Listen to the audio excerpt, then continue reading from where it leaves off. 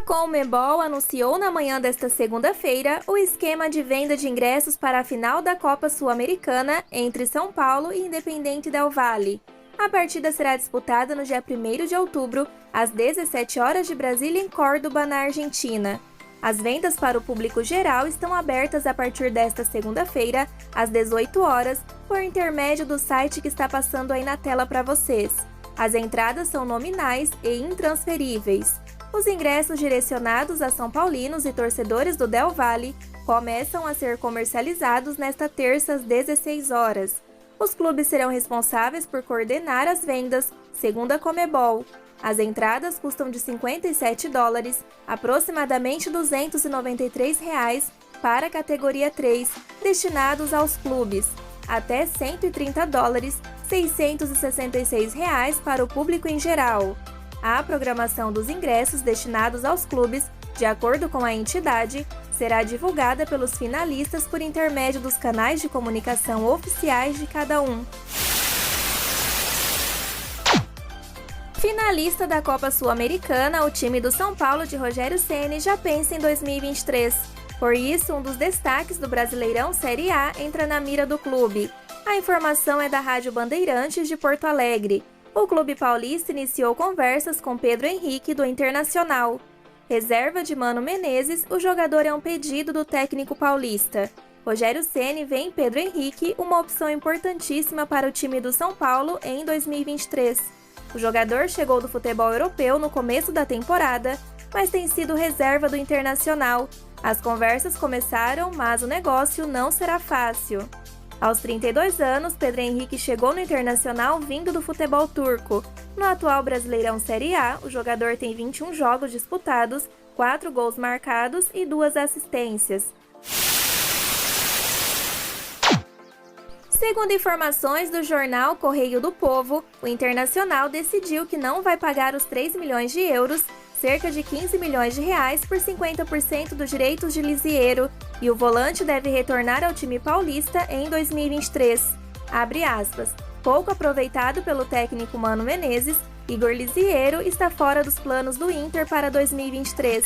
Com o contrato de empréstimo até o final do ano, o volante de 24 anos será devolvido ao São Paulo. A definição sobre o futuro do camisa 5 faz parte do planejamento que o Inter já começou a traçar para a próxima temporada, fecha aspas, afirma o jornal. Lisiero foi ao Internacional em uma espécie de troca que acabou mandando Patrick ao São Paulo em retorno. Hoje, no tricolor, o Pantera vive o melhor momento de sua carreira, enquanto o volante anda esquecido no Internacional de Mano Menezes, atuando apenas em 22 jogos. Por um bom tempo, Lisiero foi visto como uma boa promessa do São Paulo para o futebol, mas hoje tem seu futebol cada vez mais desvalorizado. Ainda não se sabe a posição do São Paulo sobre o retorno do jogador, que na última janela recebeu interesse de equipes do Brasil, mas o tricolor acredita em uma venda ao exterior. Pode ser que Rogério Ceni revisite um xodó da equipe anterior. Trata-se do volante Felipe, que pertence ao Fortaleza e tem 28 anos de idade. De acordo com Jorge Nicola, o meio-campista, que também pode atuar na lateral direita, deve ser negociado pelo Fortaleza, já que não tem sido aproveitado e não atua há quase 2 meses, além de estar treinando separado do resto da equipe. Anteriormente, Felipe pediu para ser negociado com uma equipe da Arábia Saudita. No entanto, os estrangeiros recuaram e o meia acabou perdendo espaço no Fortaleza. Apesar de ter um contrato longo com o clube até 2023, o atleta deve ser negociado com facilidade. Abre aspas. Rogério Ceni gosta muito do Felipe, que pode atuar como volante ou lateral direito. Deve pintar aí, nos próximos dias, talvez semanas, uma boa alternativa para o São Paulo em 2023. Será que o Rafinha fica no tricolor para a próxima temporada? Diante da ausência do Rafinha, o Felipe pode ser uma alternativa para a lateral. Fecha aspas, disse Nicola em seu canal no YouTube.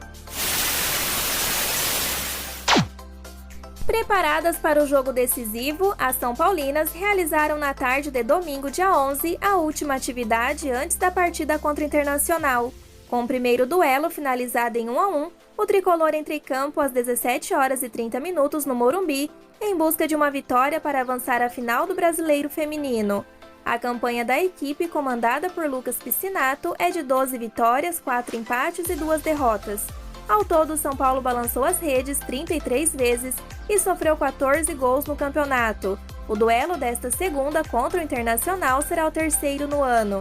Além do empate na primeira partida da semifinal por 1-1 no Beira-Rio, na primeira fase, as equipes se enfrentaram em Porto Alegre e o São Paulo sofreu seu primeiro revés no Brasileirão. Já na história do futebol feminino profissional, os times se encontraram em 7 oportunidades, sendo 6 pelo Brasileiro e 1 pelo Brasil Ladies Cup. São 3 vitórias são paulinas, 2 empates e 2 derrotas sofridas. A partida também marca o primeiro jogo da equipe no estádio do Morumbi na temporada. Os ingressos estão disponíveis para compra no site spfc.totalacesso.com. Nesta segunda-feira, os titulares do São Paulo iniciaram a preparação para o jogo decisivo da Copa do Brasil. Os principais jogadores do elenco iniciaram o confronto do último domingo contra o Corinthians pelo Brasileirão no banco de reservas. Reinaldo, Patrick, Caleri, Luciano e Pablo Maia foram os únicos que devem começar na quarta a entrarem no segundo tempo. Os 5, juntamente com os demais companheiros que atuaram menos no Clássico, realizaram um trabalho de 11 contra 11 em um dos gramados no CT da Barra Funda, com o complemento de jogadores do Sub-20. A baixa para o jogo de quarta é Gabriel Neves. O volante tem uma lesão no joelho direito e segue a recuperação no Refis. Felipe Alves, Marcos Guilherme, Nahuel Bustos e Nahuel Ferrarese não estão inscritos na Copa do Brasil e também são ausências. O zagueiro Arboleda e o meio-atacante Nicão realizaram atividades no campo sob o comando da fisioterapia e ainda não reúnem condições de jogo. Desta maneira, um provável São Paulo para a semifinal da Copa do Brasil, segundo o GE, tem Jandrei, Igor Vinícius, Diego Costa, Léo e Reinaldo, Pablo Maia, Rodrigo Nestor, Alisson e Patrick, Luciano e Caleri. Após perder por 3-1 no jogo de ida no Morumbi, o tricolor precisa vencer por 2 gols de diferença para ir aos pênaltis e por mais de 2 para avançar à final de forma direta. A equipe ainda treina na manhã de terça-feira antes de viajar para o Rio de Janeiro no período da tarde. Agora vamos conferir os resultados deste final de semana. O tricolor empatou com o Corinthians por 1-1 neste domingo dia 11 no Morumbi, em duelo válido pela 26ª rodada do Campeonato Brasileiro. Após o confronto deste fim de semana, o tricolor visitará o Flamengo na próxima quarta-feira, dia 14, às 21h45 no Maracanã, pela decisiva partida de volta pelas semifinais da Copa do Brasil. São Paulo recebeu a Ponte Preta na tarde de domingo dia 11 em Cotia, em disputa pela terceira rodada do Campeonato Paulista. Em jogo difícil, com poucas chances para os dois lados, a equipe tricolor acabou derrotada com gol sofrido nos minutos finais, 0-1. O tricolor volta a jogar pelo Campeonato Paulista na próxima sexta-feira, dia 16. O desafio será contra o SK Brasil no estádio Gabriel Marques da Silva, em Santana de Parnaíba, às 15 horas. O São Paulo empatou com a Ferroviária na tarde de domingo dia 11 pelo placar de 1-1 pela terceira rodada do Paulista Feminino Sub-17. Na próxima rodada, o São Paulo volta a jogar no Complexo Social do Morumbi, às 19 horas de sábado, dia 17, e enfrenta o Jundiaí pela quarta rodada do estadual da categoria. As equipes Sub-11 e Sub-13 atuaram na manhã de domingo dia 11 na rodada do Campeonato Paulista. Em Embu das Artes, os times enfrentaram Referência FC e voltaram para Cotia com uma goleada da categoria mais jovem, 5-0, e o empate sem gols do Sub-13. Na próxima rodada, marcada para o domingo dia 18, os tricolores recebem o Sharjah FC no CFA Laudo Natel em disputas às 9 horas o Sub-11 e 10h30 o Sub-13.